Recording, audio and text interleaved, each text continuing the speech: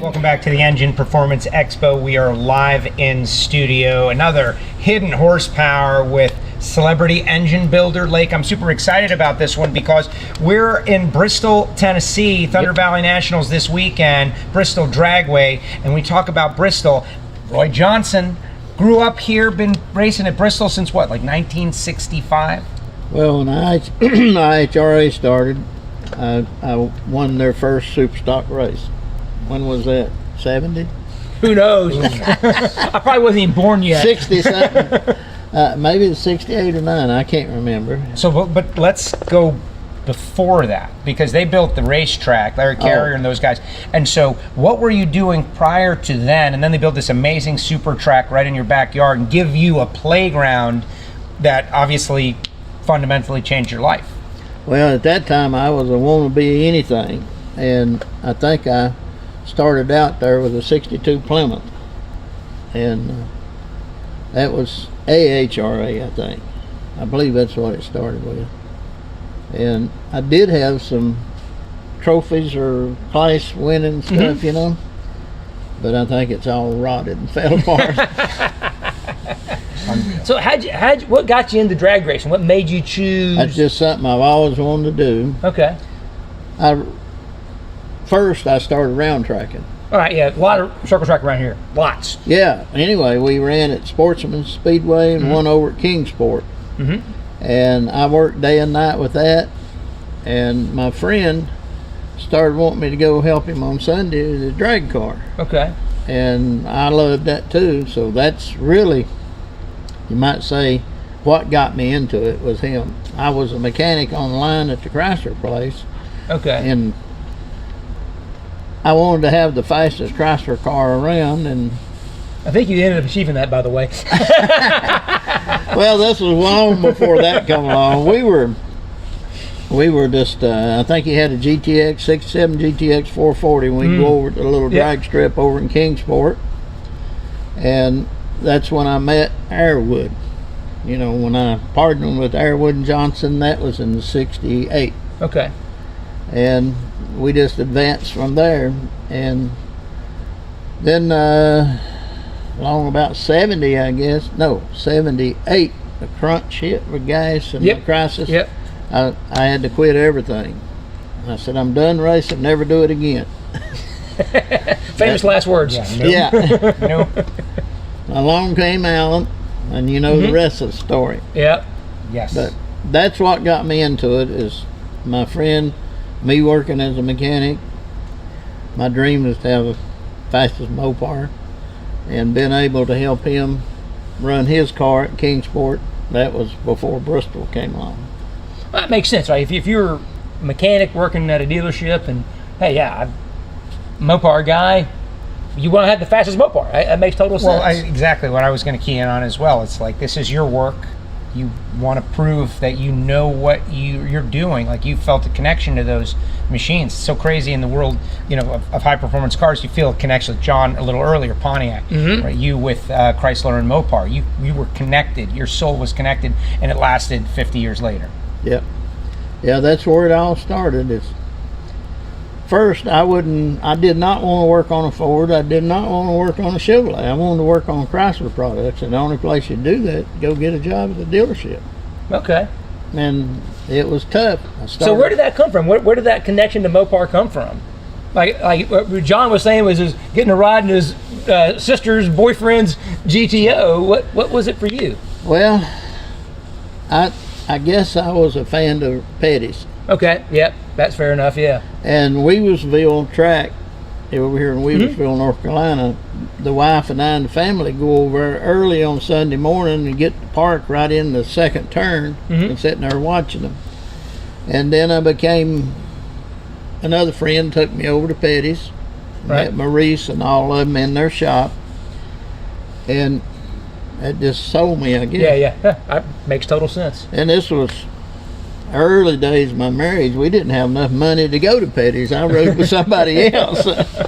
Yeah, and so that's just, I don't know, it just, I guess, surroundings drove me to it. Yeah, I got it. So how did Allan get into racing? If you were sworn it off after the gas crunch and everything, how did that come back? Well, I guess it came back. I started driving a little Opel and competition Okay, eliminator, yeah. NHRA. And we were still running. I guess I need to back up a little bit. We started running my 62 and my Challenger, and Allan wanted to drive, and that's where he started out with my 62 car. And then I got into the competition eliminator because I'd sold all of my stuff because I had to quit. And Allan was racing and 2 kids trying to go to college, and he was trying to go to college, had 2 kids that we kept overnight for him. And I sold everything. I said, we're done racing, nobody can afford it. You certainly can't with 2 kids. And so he got lucky in 95, and he come and he said, we're going racing again. I said, no, you can go on. And so he brought a little dragster car, Super Gas at 990 or Yes, yeah, whatever it is. 990. And we started going to a few races, and but he'd run that car, but we'd come back and go watch Pro Stock and competition eliminator. And in the beginning he said, we'll build a comp car, and I said, no, we can't chase the pencil. And then he said Chase the pencil. yeah, you run fast and they'll pencil you down, Got it. Got it. Like now they do the index part now, Yes. and you do it yourself, but then it was pencil time. But he said, we're going Pro Stock racing. I said, oh, Bob Glidden told him, he said, boy, you're the craziest man in the world, go Pro Stock racing. And we did. Yeah, you did. They did. Fast forward, they won. They won. Wow, that's great. But you made a point though with Allan, like education was a big deal. Like you from what I understand, you told him like, hey, you got to go to college, you got to get an education, otherwise, like, we're doing nothing. Right. Well, at that time, him and his wife both was going to college, and I said, man, you cannot mess with this race car and pass grades in college, because a race car is 24/7 really. And so he kind of got mad at me for a little while, but he's glad now that I did. That was the Allan story of kind of, I guess I ran him off, but he didn't really run off. He came right back when he got his education and got him a job, and as he owns the company now. Well, I always say the family that races together stays together. Yeah, Yeah, it's just exactly. a fact. So I know from me and my dad, that's some of our favorite experiences and memories are going racing together.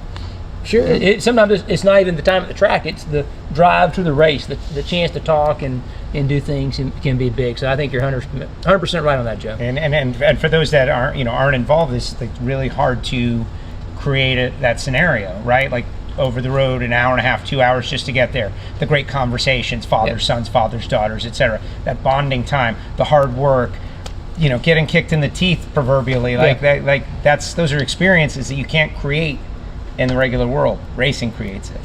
So when you came back to go Pro Stock racing, were there any other Mopars running then?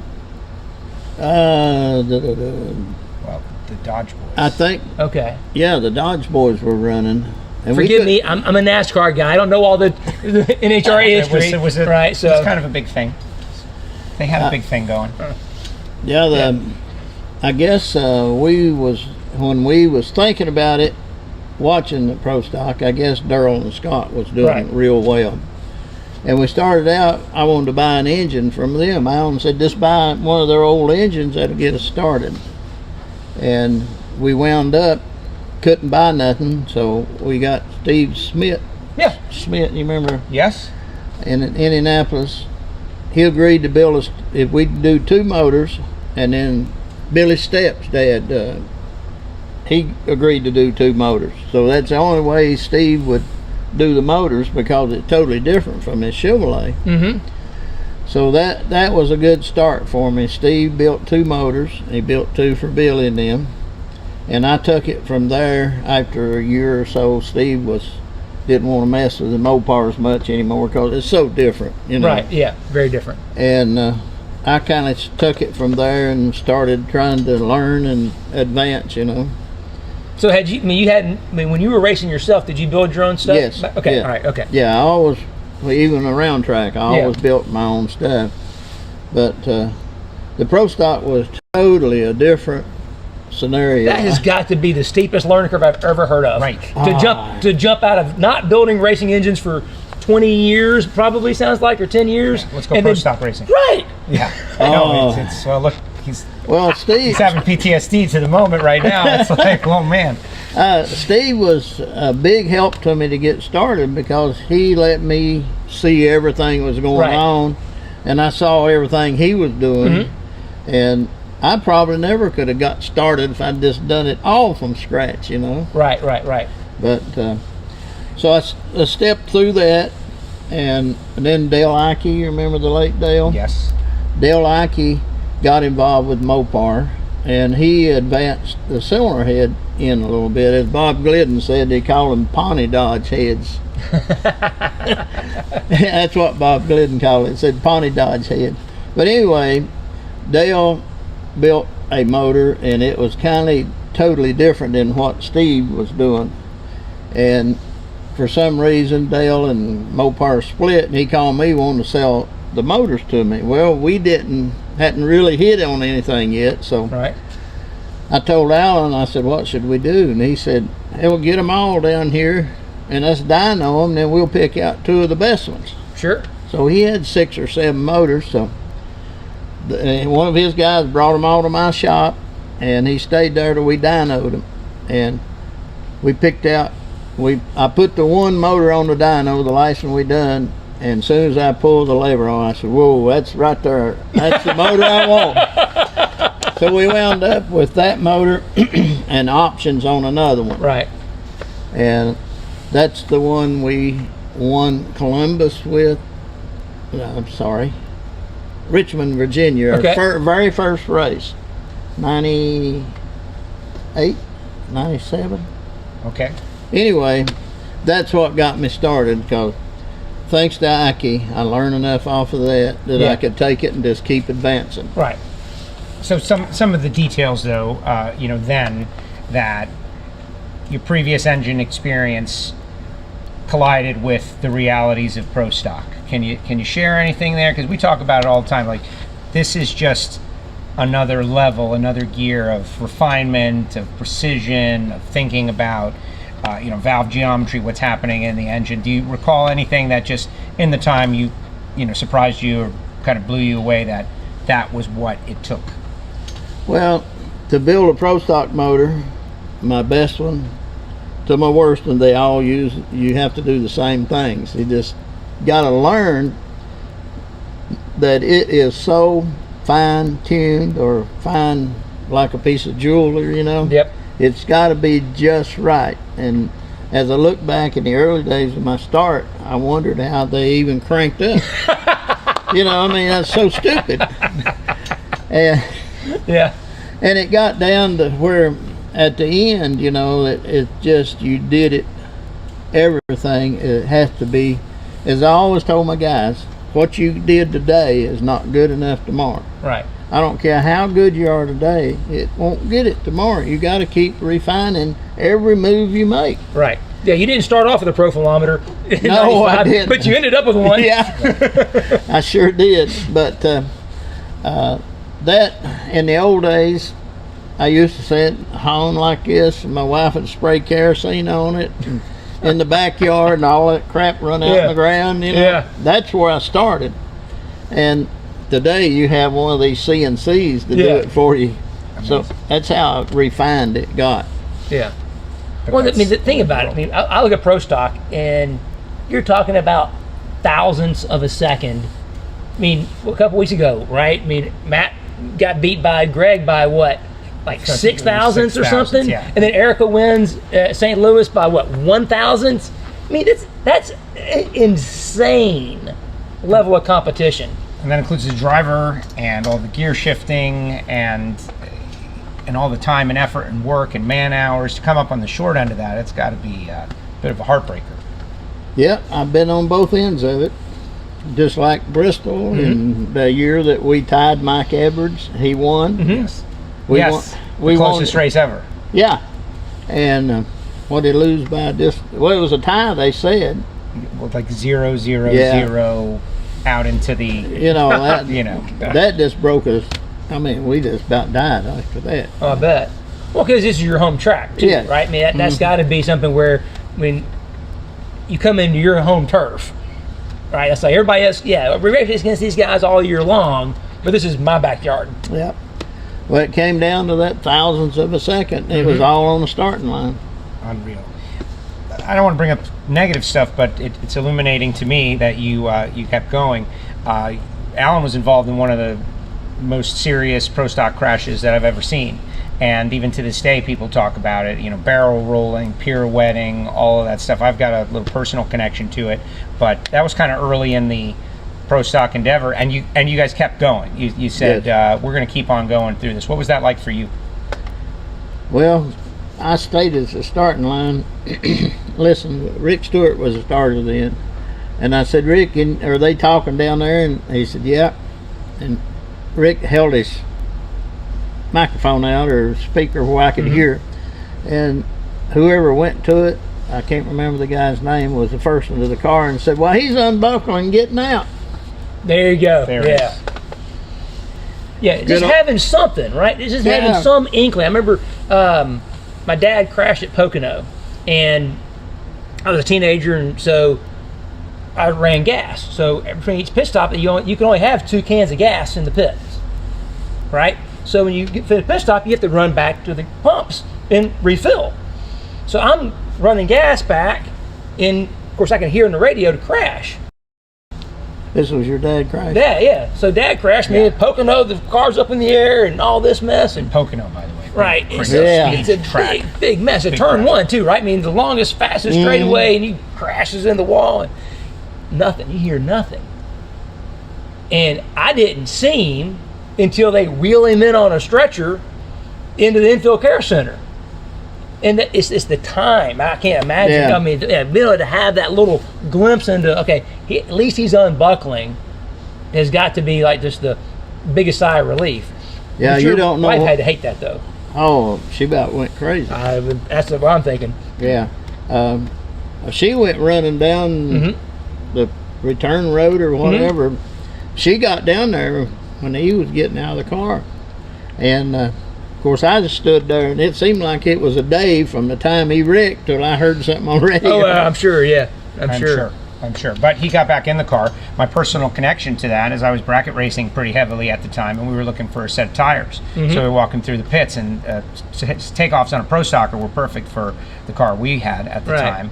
And you guys had a set of tires for sale, and I bought them for $150.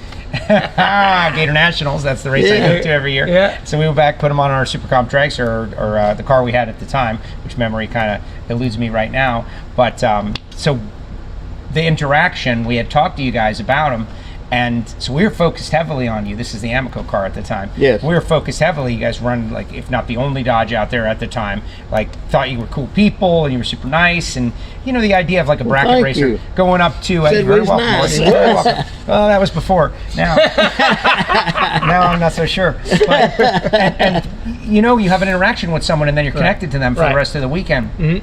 And then the incident was just a horrific nightmare. But you know, Allan gets out and you guys came back, and the best days of your team were ahead of you.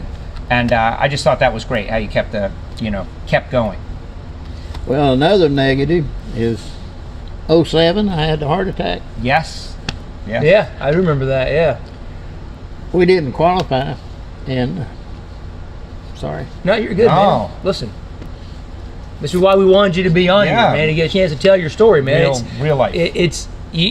Everyone knows Allan because he was the guy out there running in front, but he doesn't run down the track without you and his father and son together, and that's why we wanted you to be here, to be able to have a chance for you to tell your story. So yeah, your real emotion is real, and don't be afraid to share it, because everybody's got to know that.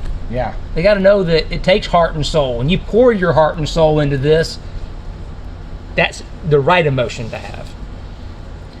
Now we came back after the heart attack,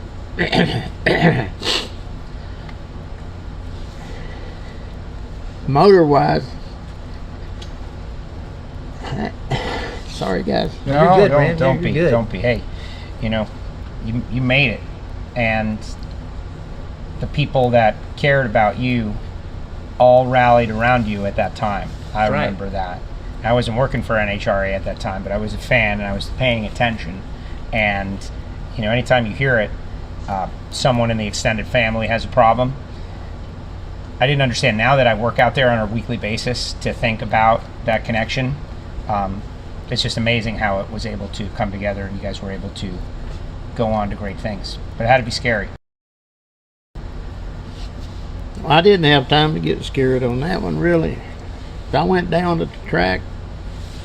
They carried me in. And the guy said, we don't see nothing. All your signs are right. They took an x-ray of my chest. Mm-hmm. And I remember the boy coming in. And he said, here's his problem. That's the last thing I remembered till I woke up upstairs. Wow. Oh, wow. Wow. So we went on from that point, and it seemed like the lights got brighter.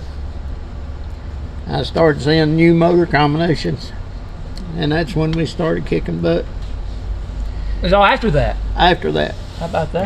Yeah. yeah. So if you look back at our record, along about 2009 and 10 is when I hit on a new motor combination, and we started running up front. And at the time,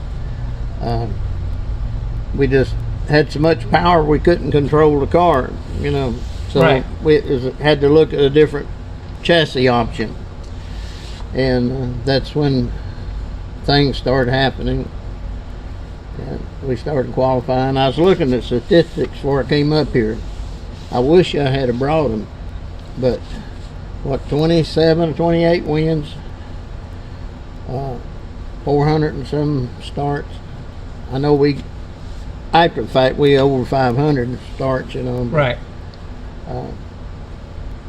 So I guess during the heart attack thinking, things brightened up and I saw the light. Yeah. Well, and you know, don't ever feel bad about getting emotional, because thinking about none of those things that you experienced, that Allan experienced, I don't think they happen if it goes the other way on that day.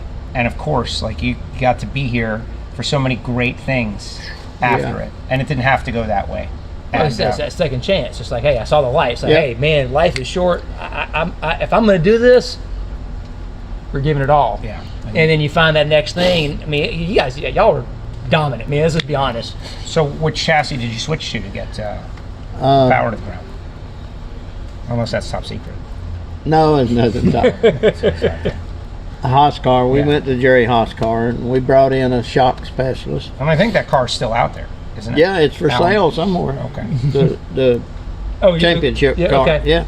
I saw it on Facebook not long ago. Somebody's wanting to sell it.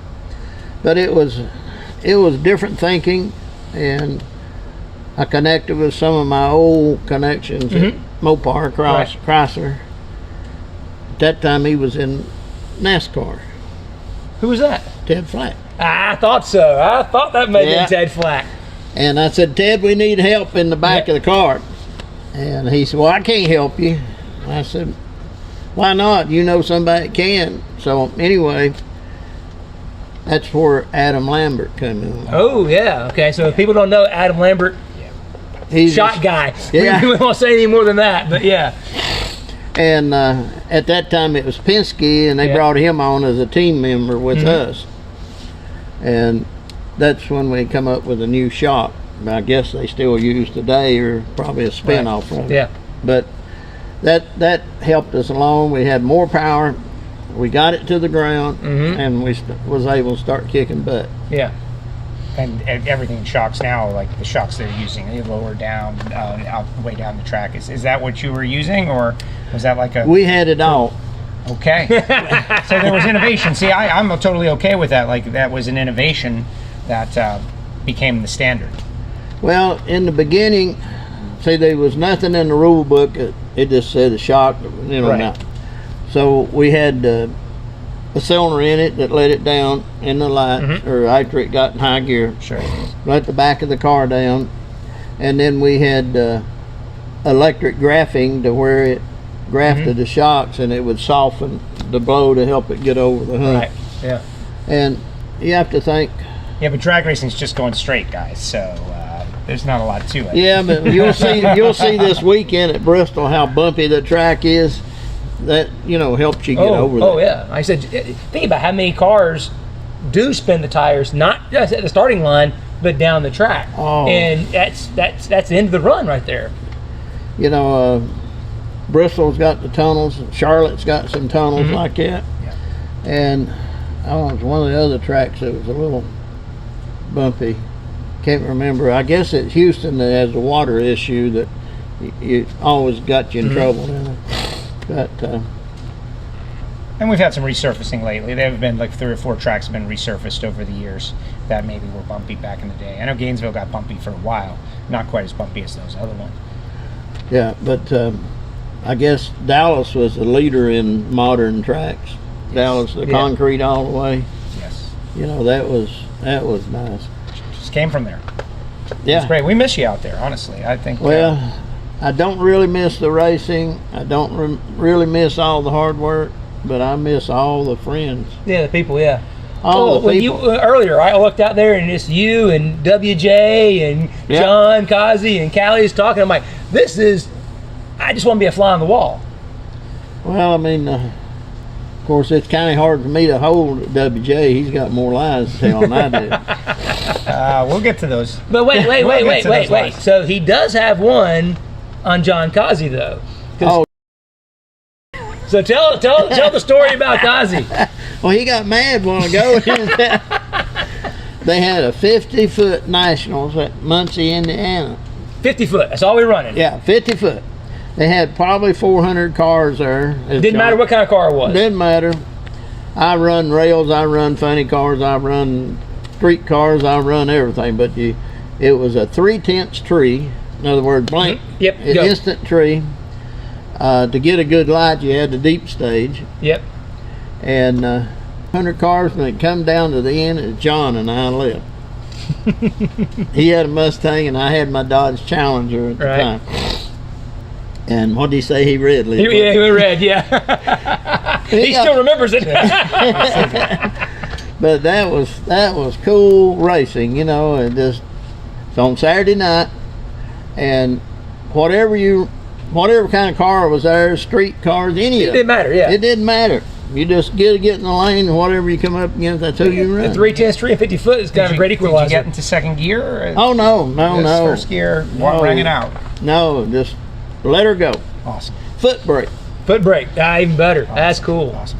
Let's talk about the championship year, because all of this that we talked about would be a great story, but the championship was like the culmination of all of it. In 2012, you guys were able to go out there and best the whole world of Pro Stock. We just saw Greg Anderson win his 98th win. He was there. Jason Lyon was there. Yeah. All of these people were there, and you beat them all. When you look back at that season, what made the difference? We were still refining the car chassis shock deal. We brought on another consultant with us to help our crew chief, and all of it just fell in place. And what made us win it, we was a lot more consistent on Sunday.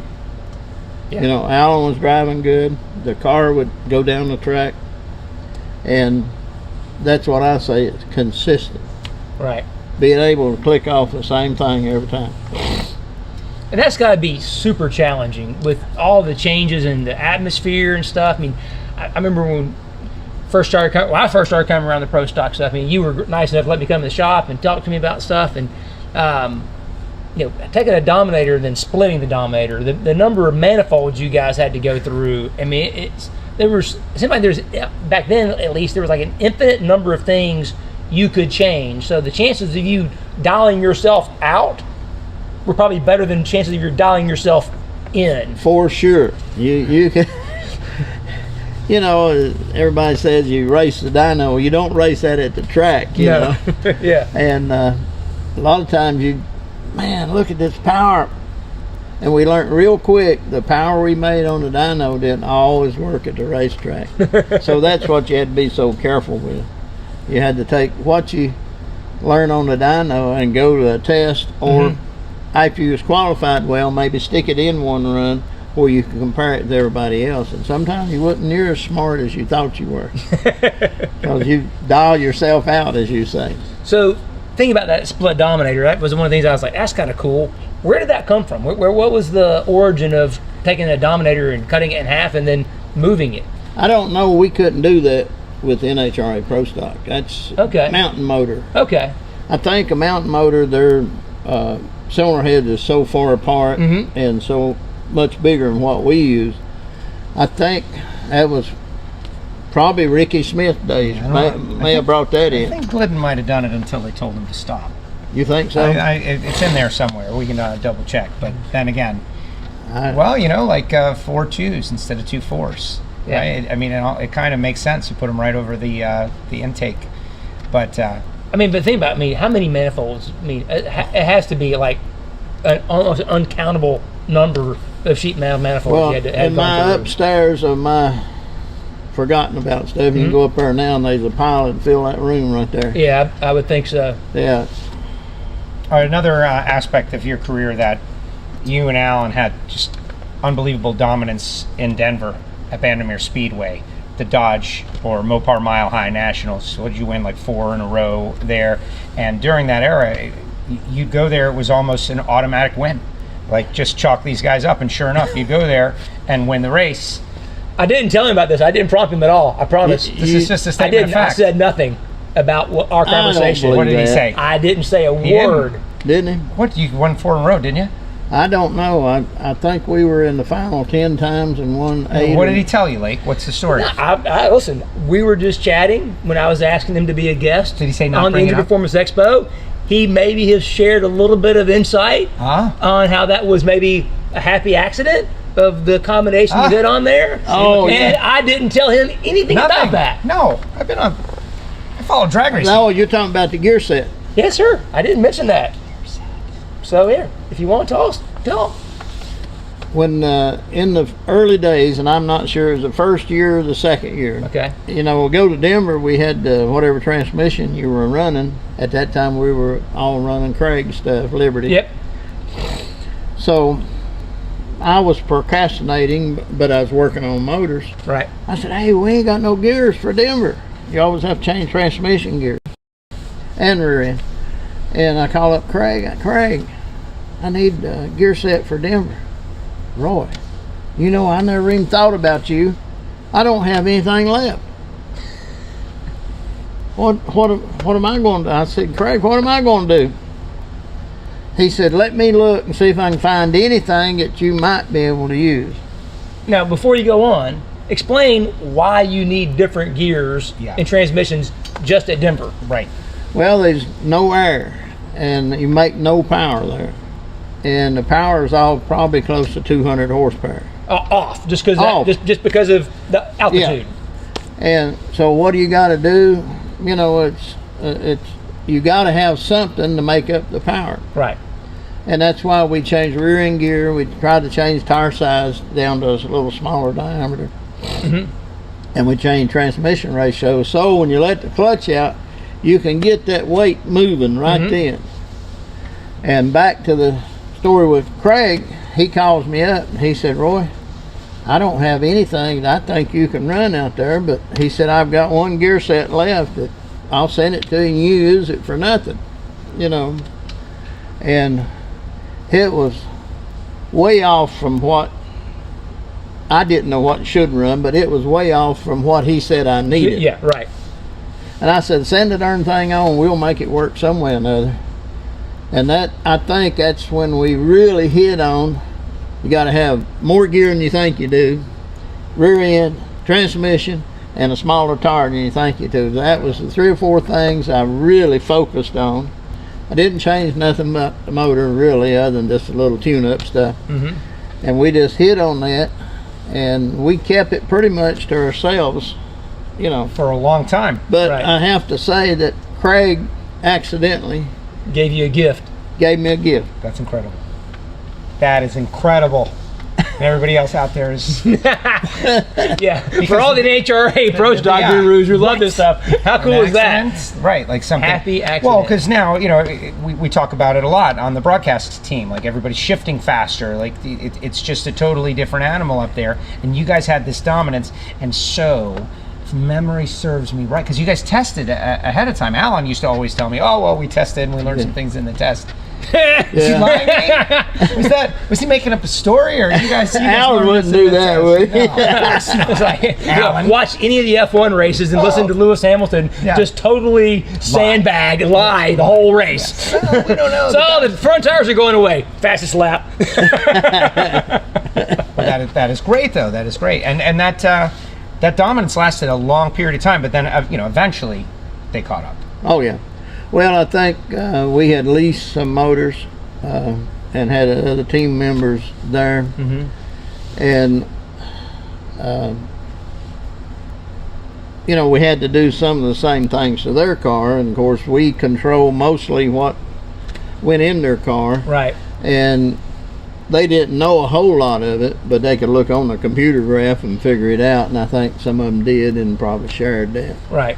It gets around. I mean, nothing stays secret forever. It's amazing you held it as long as you did.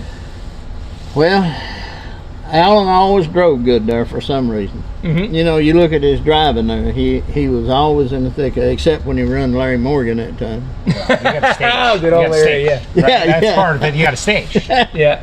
Have 2-minute burn down, which was like the longest burn down we had seen until this year. But at least they got to race. Yeah. Right? This year. Yeah, that was in the final, wasn't it? Yep. But we enjoyed that. Being Denver Chrysler sponsored it. That was a big deal, right? It always give us a boost in the arm to work harder too, So talking about Ted Flack and the Mopar guys, I mean, talk about that. What did that mean to your program to have somebody like Ted and have that factory support? Well, that just got us over another hurdle, I'll say. I mean, if you didn't have somebody like that you could turn to that had enough pull to bring somebody in that was get things done, Yeah. It's easy to keep doing the same old thing, but when you're going down a new alley, you got to have a totally new set of eyes. Yeah. Because if you look at the same thing all the time, you get where you can't see it right. Right. And that's kind of what we got stagnated on the back part of the car there, I thought. Let's talk about the Pro Stock now. They have the you can run a Chevy in every car. You can run a Chrysler in any car. It's kind of a homologated engine situation. But Allan Brzezinski is still running Hemi stuff, Dodge stuff, and I think some of it is your old stuff. From what I hear, the 10.5 engine RPM rule hurt the Dodges more than it hurt anyone else. And do you agree with that? He's coming back. It looks like he's figuring it out. He's finding some power. I'd just like to know your thoughts on that, and if you see that combination being able to come back and be competitive. Allan Brzezinski, not your son Allan, but what do you see for that combination? Because he's got his fans, and they're flying the flag. And just like we started off this show talking about, like, there are people that are Dodge in the heart, and they don't care. They're not switching. I think that the 10.5 rule, I don't think that done anything for it. I think we had tailored the cylinder heads on our engine to run a higher RPM limit, and us not having a solid sponsor, and about that time Dodge, they dropped the bullet. And my thinking would be the cylinder head needs to be totally different. And just before that all Dodge left us, I've got a casting at the house, the new head that me and some others, it never was produced. We just had a sample for me to fit on the motor and tweak and do. And I think that would have been the answer. It would still be the answer, but Dodge is not around to make it happen anymore. But, along about in 16, the fuel injection was 16, along about early 17, I was brought this up, try to get that head casted and get going on a new direction. Right. And Dodge said, well, we're not spending no money on it, that's you. we'll give you a number if you want to do it, and see get it approved by the NHRA. Well, we wasn't going to spend the money on it, so everything pointed to a dead end road for us. Right. So the last when we quit, 17, I believe. The latter part, all I used was just leftover parts and just not without spending much money. And what would it take to get that cylinder head going again for those? Because multiple combinations. If it's just one cylinder head casting away, people would be into that. Crowdfunded. First off, the engineer that did that in Dodge, I don't know, they probably own the patent. Probably so. Probably have the IP on it. You'd have to go back, and it is totally my thinking, a different approach. And where it work or not, I don't know, but I think it would give us the area that we were lacking with fuel injection. Right. The Chevys always produced a little more torque down low. Mm-hmm.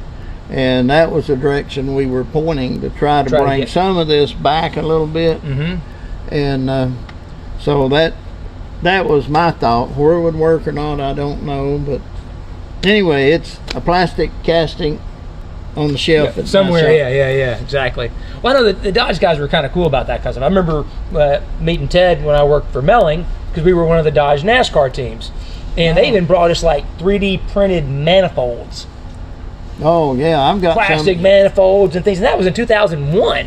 Yeah, and just did some. They were very innovative when they were full on in motorsports. They had some real drive to them. Seemed like the early engineers. When I say early, I'm talking about through the mid 2010, 8, long in there. I mean, if I mention something, they refine it that night and tell me, "Well, you're crazy," or "That looks good." Right. We're going to research it a little further, and that helped us keep. Oh yeah. Helped us keep up. We had an air cleaner, right? Because the NASCAR deal, you had the air inlet at the back of the hood, right? We had some ideas on that. They actually did a CFD model. It took them 24 hours for the computer to process to make this CFD model of how the air moved over the hood, up the windshield, down into the cowl. So the idea you had before was that you had this cowl, you were trying to capture air, thinking that, it's falling the hood, it's going to drop in, you're trying to capture it. No. All the air was coming down the windshield. So you made this cowl that would basically take the air down the windshield and try to make it as smooth as possible. So you didn't have that big lip where it would detach, make it flow. And then we made like a floor so the air cleaner would sit in it. So it didn't have to go over the step. I mean, they would just, again, they took sometimes 24 hours for them to do a CFD model, but then you knew for certain whether or not that was a good idea or not. Yeah. Well, that's like they just grew this head I'm talking about. It's plastic, got all the bolt holes in it, everything. Yep. That I could set right on the block and say, this ain't gonna work, we're gonna have to move it, and that was my part in it. They'd take the idea and they'd go it and grow it, and then how does that fit on the motor? Right. This is gonna have to be moved. We got a problem there. But I was so excited about it, but we never got off first base with it. Well, speaking of 3D printing, that's what that was. Tomorrow we will have a segment. Charles Navaro will be sitting right here with me and you, Joe. Excellent. Talking about 3D printing, and he's got some examples too. So. Can't wait. Can't wait. Little sneak ahead for tomorrow. Tell your friends, engineperformanceexpo.com. Yeah, I'm hoping that people are logged on all day long for some of the great moments we've already had. But I can't let it go, man. So we're just one cylinder head away from maybe Dodge being competitive again at Pro Stock. We got to get that to happen. Who do I talk to? Who do I pressure? Who do I tell? Make the cylinder head. Come on, let's do it. Well, nobody in Dodge. My last words was we don't want nothing to do with Pro Stock. Yeah, well, things change. It happens. Seasons come around, right? People change their minds. Yeah. So what you been doing since you? I've just been honeydews. There you go. No, you guys got a factory showdown car for a little while. We had that for a little while, but what was that like? What was that like? Step back in time. Hell, I'm too old now. I can't work on it. Right. Well, dealing with that's the challenge of those things. They're super quick, they're super fast, they're awesome, but they're hard to work on because it's a real car, fenders on, all of that. Oh, that was after being used to the Pro car. I just couldn't take it. Yeah. Allan gave me that drag pack for Christmas, and you know, I tried to work on it some, and you know, I'm just so stiff, and plus I just didn't enjoy that hard work anymore. That kind of hard work. Yeah, it's not, you know, if you want to be competitive in that, you can buy that car and go race it, and it's fun, and it's quick, and it's great. If you want to run in Factory Showdown, it's just like what you guys had to do with it. It's You have super to take competitive, everything my apart God. and build it back up from scratch in your racer way. You got to refine it every day, 24/7. You know, no matter how good you are today at doing that, tomorrow you can do it a little better. Yeah, there's always a little bit of room for improvement. Yeah, and that was taking that motor in and out. I never did it. I said, Allan, if you want that motor in and out, you do it. Get somebody else to do it. I'd help hold sometime, but I ain't taking all that crap. Them bolts you just couldn't hardly get to. Oh yeah, some of these things, they, like whoever designed this thing, they were never going to work on it. Right. That's for sure. Well, and that's the truth all the time. I think we talked about that on Hidden Horsepower. Yeah. What was it like running the boosted stuff? Being an NA guy and then switching to supercharged, that had to be kind of an interesting transition. The first time I pulled it on the dyno, it scared me. I thought it was blowing up. That thing make 900 foot-pounds of torque. Wow. Oh, I couldn't believe How that. many cubic inches were? 350. 354. So Yeah. 3 foot-pounds essentially per cubic inch. I said, I didn't make a full pull. I just pulled. I said, everything was smoking, you know. Well, see, the blower makes so much heat, Yeah. and I just hadn't seen nothing like it. Allan said, what's wrong? And I said, hell, I think it's blowing up.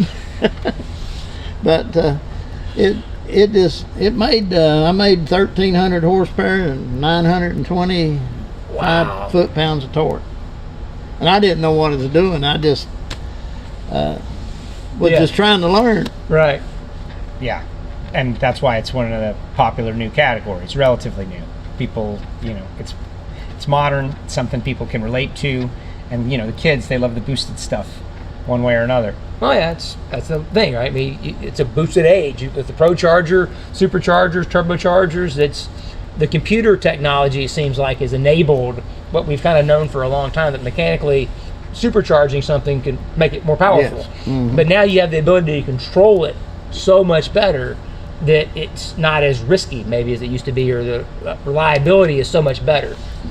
Yeah, it sure, you could tear up a lot of parts especially if you didn't get the intercooler turned on, you know, to circulate the water.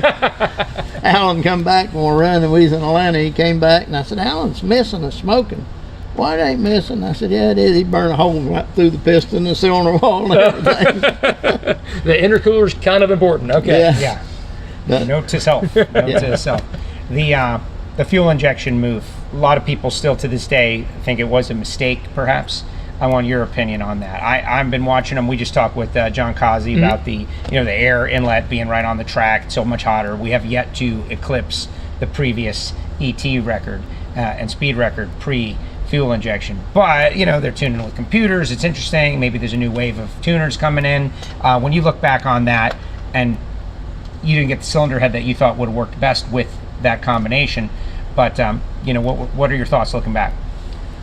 Well, one, I'm sorry that I didn't jump right into computer tuning earlier. I let Allan do that because Right. he's a computer guru and he's 20 years younger than I am. And so I'm sorry for that. But since then, I've gotten more involved with just street stuff, Right. doing street work. I think probably NHRA should have done that 5 years sooner, or maybe sooner than that. 20 years sooner. Yeah, maybe. The guy in the other room was pushing it in 1990, I think. Yeah. Well, I mean, I think had they had made the change back then and used throttle body instead of Right, what they exactly. did and left the hood scoop on it, I think everybody, the public, would have loved it. Right, I think you're spot on. I mean, it's the Expo deal last year.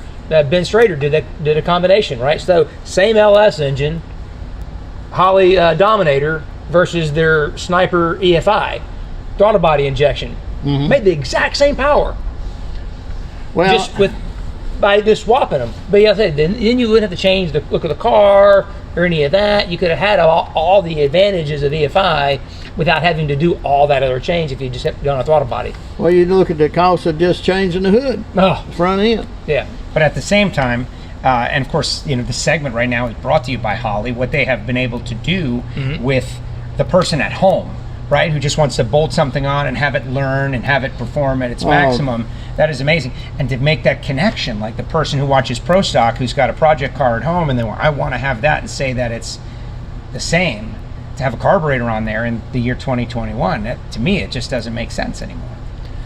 Well, I'm just finished a project last week, and it was throttle body fuel injection. And I didn't even know nothing about the system when we started, but just a phone call or two, and a couple of days later, we were right there with it. Right.